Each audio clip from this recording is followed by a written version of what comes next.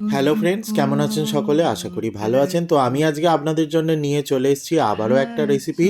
তো অনেকেই রিকোয়েস্ট করছিলেন যে গোলবাড়ির চিকেন কষা একবার বানিয়ে দেখানোর জন্যে, সেই জন্য আমি আপনাদের রিকোয়েস্ট করা রেসিপি নিয়ে আজকে চলে এসেছি। দেখতে থাকুন পুরো ভিডিওটা স্কিপ না করে। আর যারা আমার চ্যানেলটি এখনও সাবস্ক্রাইব করেননি, চটজলদি চ্যানেলটি সাবস্ক্রাইব করে দিন। একটা রেসিপিকে আমরা অনেকেই অনেকভাবে বানাতে পারি, কিন্তু পারফেক্ট গোলবাড়ির চিকেন কষার যে স্টাইলটা সেটা কিন্তু এইটা। দেখতেই পাচ্ছেন, প্রথমে আমি একটা পেস্ট বানিয়ে নিচ্ছি। সেটার জন্য আমি নিয়ে নিয়েছি কয়েক কোয়া রসুন, তার সাথে নিয়ে নিচ্ছি পেঁয়াজ, এর সাথে আমি নিয়ে নেবো হচ্ছে আদা। আমার কাছে আদা বাটাটাই রয়েছে, ওই জন্য আদা বাটাটাই এখানে অ্যাড করে দিলাম, আর তার সাথে কয়েকটা কাঁচা লঙ্কা। এইটার আমি একটা পেস্ট বানিয়ে নেবো। এই রেসিপিটা কিন্তু একটু হাতে সময় নিয়ে বানাতে হবে, কারণ বুঝতেই পারছেন গোলবাড়ির চিকেন কষা বলে কথা। এই এত ফেমাস চিকেন কষা চটজলদি বানানো যাবে সেটা তো হতেই পারে না, সেই জন্য হাতে একটু সময় নিয়ে বানাতে হবে। তো এখানে আমি চিকেন নিয়ে নিয়েছি, চিকেন কারি কাট চিকেনটা নিয়েছি, তাতে আমি 100 গ্রাম মতন টক দই দিয়ে দিলাম, তার সাথে বাটা যে পেস্টটা সেই পেস্টটা আমি অ্যাড করে দিলাম। এরপর এখানে একে একে আমি গুঁড়ো মশলাগুলো দিয়ে দিচ্ছি। প্রথমেই দিচ্ছি আমি 1 চামচ হলুদ গুঁড়ো, এর সাথে দিচ্ছি আমি 1 চামচ ধনে গুঁড়ো, তার সাথে দিচ্ছি আমি 1 চামচ জিরে গুঁড়ো, এর সাথে দিচ্ছি আমি 1/2 চামচ গরম মশলার গুঁড়ো, এর সাথে দিচ্ছি আমি 1/2 চামচ লাল লঙ্কার গুঁড়ো, আর এর সাথে দেব আমি 1 চামচ কাশ্মীরি লঙ্কার গুঁড়ো, আর তার সাথে দিচ্ছি আমি 1.5 চামচ গোলমরিচের গুঁড়ো। তাহলে কি হলো, লঙ্কা গুঁড়োটা আর গরম মশলার গুঁড়োটা কিন্তু 1/2 চামচ করে দিলাম, আর গোলমরিচের গুঁড়োটা এখানে আমি 1.5 চামচ দিচ্ছি, কারণ কাঁচা লঙ্কা, গোলমরিচের গুঁড়ো প্লাস লাল লঙ্কা সবটা মিলিয়ে কিন্তু এর ঝালটা আসবে, সেই জন্যে। আর সবথেকে বড় কথা হচ্ছে যে গোলমরিচের যে ঝালটা সেটাই কিন্তু এখানে বেশি প্রাধান্য পাবে। তো এরপর এর মধ্যে পরিমাণ মতো নুন, আর তার সাথে দিয়ে দিচ্ছি অল্প একটু সর্ষের তেল, দিয়ে পুরো জিনিসটাকে আমি ম্যারিনেট করে নেব। ম্যারিনেট করে পুরো জিনিসটাকে কিন্তু 2 ঘন্টা রেখে দিতে হবে। এটা যদি আপনারা ওভারনাইট রাখতে পারেন বা 4-5 ঘন্টা রাখতে পারেন, তাহলে কিন্তু আরও টেস্টটা ভালো হবে। যেহেতু আমার চটজলদি একদিনের মধ্যেই আমি রেসিপিটা বানিয়েছি, সেই জন্যে আমি 2 ঘন্টা এখানে রাখছি। কমসে কম 2 ঘন্টা কিন্তু আপনাদেরকে রাখতেই হবে, নাহলে কিন্তু সেই যে রেস্টুরেন্টের যে ফিলটা, সেই ফিলটা কিন্তু পাবেন না। ওভারনাইট রাখলে তো খুব ভালো কথা, আর না হলে 2 ঘন্টা। এখন আমরা ইউটিউবের দৌলতে ঘরে বসে অনেক রেস্টুরেন্টের অনেক ধরনের রেসিপি ঘরে বানিয়ে খেতেই পারি, কিন্তু ওই দুটো জিনিস মাথায় রাখতে হয়। একটা হচ্ছে সময়, আর 2 নম্বর হচ্ছে ইনগ্রিডিয়েন্টস। মানে ইনগ্রিডিয়েন্টস আর সময়টা কিন্তু হাতে রাখতেই হবে, কারণ আমরা তো রেস্টুরেন্টে গেলে চটজলদি খাবার সার্ভ হয়ে যায়, খেয়ে চলে আসি, বুঝতে পারি না যে আসল ব্যাপারটা কী। কিন্তু বাড়িতে বানালে সেই ব্যাপারটা ফিল করতে হয়। তো 2 ঘন্টা পর কড়ায় সর্ষের তেল গরম করে, পুরো রান্নাটাই কিন্তু সর্ষের তেলে হবে, মাথায় রাখবেন। সর্ষের তেল গরম করে তাতে চিনিটা দিয়ে দিলাম 1/2 চামচ মতন। চিনিটা ক্যারামেলাইজ হওয়া পর্যন্ত ওয়েট করব। চিনিটা ক্যারামেলাইজ হয়ে গেলে এর মধ্যে আমি আগের থেকে কিছুটা পরিমাণ পেঁয়াজ কুচিয়ে রেখেছি, সেই কুচনো পেঁয়াজটাকে আমি ভালো করে ভেজে উঠিয়ে নেব, কারণ এখানে কিন্তু বেরেস্তা, মানে ভাজা পেঁয়াজ যেটা বেরেস্তা, তার একটা পেস্টের দরকার, সেই জন্যে পেঁয়াজটাকে আমাদেরকে ভালো করে ভেজে নিতে হবে।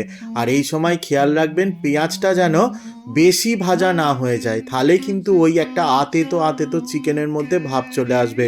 সেই জন্যে পেঁয়াজটা যখনই একটু জাস্ট ভালো করে ফ্রাই হয়ে যাবে, তখনই আপনারা উঠিয়ে নেবেন। এখানে দেখতে পাচ্ছেন যে পেঁয়াজটা অলরেডি কালার চেঞ্জ হয়ে গেছে।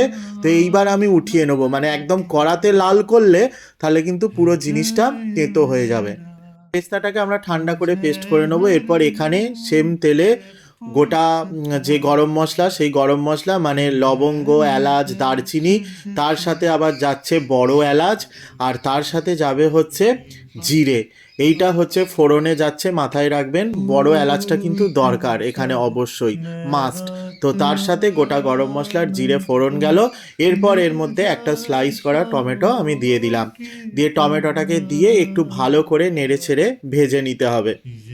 টমেটোটাকে ভালো করে নেড়ে ছেড়ে ভেজে নেওয়ার পর টমেটোটা যখন গলে যাবে, সেই সময় এর মধ্যে আগের থেকে যে ম্যারিনেট করে রাখা চিকেনটা এখানে অ্যাড করে দিতে হবে। চিকেনটাকে অ্যাড করে দিয়ে ভালো করে কিন্তু জিনিসটাকে কষাতে হবে।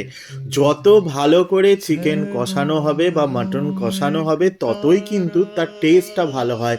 সেই জন্যে রান্নায় মাথায় রাখতে হয় যে একটু সময় নিয়ে চিকেনটা আর মাটনটাকে যদি ভালো করে কষানো যায় তাহলে তার কালারটাও ভালো আসে আর খেতেও কিন্তু ভালো হয়। পুরো একদম আমি মশলাটাও এর মধ্যে দিয়ে দিচ্ছি, বাটি চেঁচে দেখতে পাচ্ছেন ম্যারিনেট করা যে মশলাটা সেটাও আমি একসাথে দিয়ে দিচ্ছি। দিয়ে চিকেনটাকে কিন্তু ভালো করে আমায় হাই ফ্লেমে রেখে কষাতে হবে। একদম এই সময় লো মিডিয়াম ফ্লেম করবেন না, মাংসের থেকে জলটা বেরিয়ে গেলে কিন্তু মুশকিল হয়ে যাবে। সেই জন্য হাই ফ্লেমে রেখে 10-15 মিনিট কষাতে হবে। আমি এখানে 10 মিনিট লিখে দিয়েছি, আপনারা 10 থেকে 15 মিনিট কষালেও কোনো অসুবিধে নেই। ভালো করে চিকেনটাকে কিন্তু হাই ফ্লেমে রেখে 10-15 মিনিট কষাতে হবে। যত ভালো করে কষাবেন ততই কিন্তু খেতে বসে আঙুলটা বেশি করে বাড়ির লোকও চাটবেন আর আপনিও নিজের পিঠটা চাপড়াতে কিন্তু মানে পিঠটা চাপড়ে আনন্দ পাবেন, যে নিজেই ভাববেন যে এত ভালো চিকেন আমি বাড়িতে কি করে বানালাম। অনেকেই বলে যে এত কষ্ট করে রান্না প্লাস খরচা, কিন্তু আমার মনে হয় কষ্ট করে তো জার্নি করে রেস্টুরেন্টেও যেতে হয়, প্লাস হচ্ছে 4-5 পিস চিকেনের দাম 220-200 টাকা দিতে হয়, যেখানে 200 টাকায় 1 কেজি চিকেন হয়ে আরও 200-300 টাকা ইনভেস্ট করে একটু কষ্ট করলেই বাড়িতে কিন্তু আপনারা অনায়াসে 1 কেজি চিকেন বানিয়ে খেতে পারবেন। এরপর চিকেনটাকে আমি 10 মিনিটের জন্যে ঢাকা দিয়ে দেবো। 10 মিনিট বাদ আমি ঢাকনা খুলছি, দেখতেই তো মানে দেখেই বুঝতে পারছেন যে কতটা সুন্দর দেখতে হয়েছে আর রান্নাঘরে তো গন্ধে একদম মোমো করছে। এরপর আমি ওই ভেজে রাখা পেঁয়াজের যে পেস্ট মানে বেরেস্তার পেস্টটা এখানে আমি অ্যাড করে দিচ্ছি। পেস্টটাকে অ্যাড করে দিয়ে 4-5 মিনিট ভালো করে কষাতে হবে। এই সময় আপনারা চেষ্টা করবেন ফ্লেমটাকে একটু কমিয়ে দেওয়ার বা মিডিয়ামে রাখার, নাহলে নিচ থেকে চটজলদি লেগে যাওয়ার একটা সম্ভাবনা থাকে। সেই জন্যে ফ্লেমটাকে একটু কমিয়ে দিয়ে ভালো করে 5-7 মিনিট এটাকে কষিয়ে নেবেন। ভালো করে পুরো জিনিসটাকে কষিয়ে নেওয়ার পর এটাকে আবারও আপনারা 5-7 মিনিটের জন্যে ঢাকা দিয়ে দেবেন। এখানে চিকেনটার দিয়ে এত ভালো একটা স্মেল বেরোচ্ছে, এত ভালো একটা মানে কি বলবো, মানে এক্ষুনি খেতে ইচ্ছা করছে, মনে হচ্ছে কড়ার থেকে তুলে নিয়ে খেয়ে ফেলি। তো যাই হোক, এরপর এটাকে আমি 5 মিনিটের জন্যে ঢাকা দিয়ে দেবো। এই সময় ফ্লেমটা লো ফ্লেমে রাখবেন, নাহলে নিচ থেকে লেগে যাওয়ার একটা সম্ভাবনা থাকে। তো 5 মিনিট বাদ আমি ঢাকনা খুলছি। এরপর এর মধ্যে মেন যে ইনগ্রিডিয়েন্টসটা, আরও একটা ইনগ্রিডিয়েন্টস আছে, সেটা হচ্ছে আমি আগের থেকেই করে রেখেছি। সেটা হচ্ছে 1.5 কাপ জলে 1 চামচ আমি দিয়েছি চা আর 1/2 চামচ দিয়েছি চিনি। চিনি আর নুন ভাই বোন, পুরো জিনিসটাকে ব্যালেন্স করবে টক দইয়ের যে টকটা, টমেটোর টকটা, সেই জন্যে আমি চিনিটা এখানে অ্যাড করেছি। আপনারা চাইলে করতেও পারেন, নাও করতে পারেন। তো আমি চাটাকে ভালো করে ফুটিয়ে নিয়েছি, সেই চাটাকে আমি এর মধ্যে অ্যাড করে দিলাম। দিয়ে জাস্ট কিচ্ছু না 2-3 মিনিট একটু নেড়েচেড়ে এটাকে ফুটিয়ে নেব। দিয়ে ওপর থেকে ধনেপাতা কুচি ছড়িয়ে দিয়ে ভালো করে মিক্সড করিয়ে নিয়ে এটাকে আমি যে কোনো কিছুর সাথে পরিবেশন করতে পারবো, তবে আমি রাইসের সাথে, রাইস যেহেতু হয়েছে বাড়িতে সেই জন্য আমি রাইসের সাথে এই গোলবাড়ির চিকেন কষা সার্ভ করেছিলাম।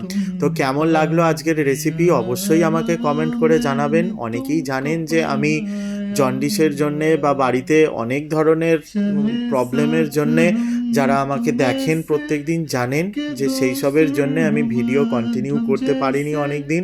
তো আশা করছি যে আবারও ভিডিওটাকে আমি কন্টিনিউ করব। তো আপনারা আশীর্বাদ করুন যাতে আপনাদের এইভাবেই ভালোবাসা পেয়ে আমি আমার চ্যানেলটাকে এগিয়ে নিয়ে যেতে পারি।